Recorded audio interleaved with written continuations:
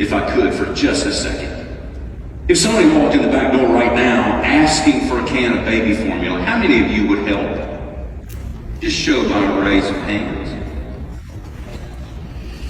There's your social experiment. That's who GBC is. I'd like to have my own social.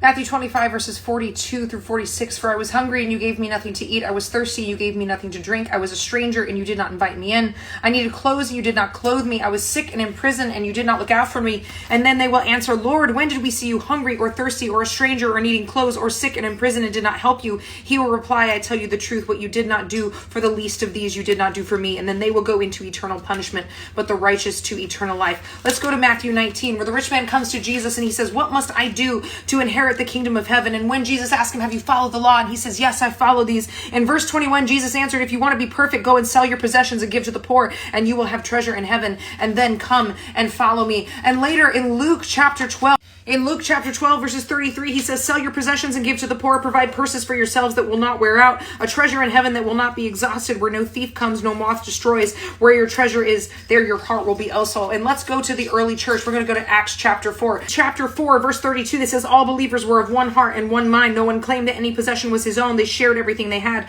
With great power, the apostles continued to testify to the resurrection of Jesus Christ. There was no needy person among them. From time to time, those who owned lands or houses sold them, brought the money from the sales to the apostles' feet, and it was distributed to anyone who has need. You have completely ignored and distorted the entire gospel so you can justify your greed. Instead of following the teachings of Jesus, you have made him into your own image and then chosen to justify it by a flock that you have also not told to give in those in need. Because what you are justifying here, sir, is not giving formula to a baby because this woman was not a member of your church. You then choose to demonize women instead of admitting your faults and your sin, because you would rather do anything but follow the commands and the teachings of Christ to serve the poor, because you, sir, are a false prophet leading a church that has a spa but will not give a baby a bottle of formula.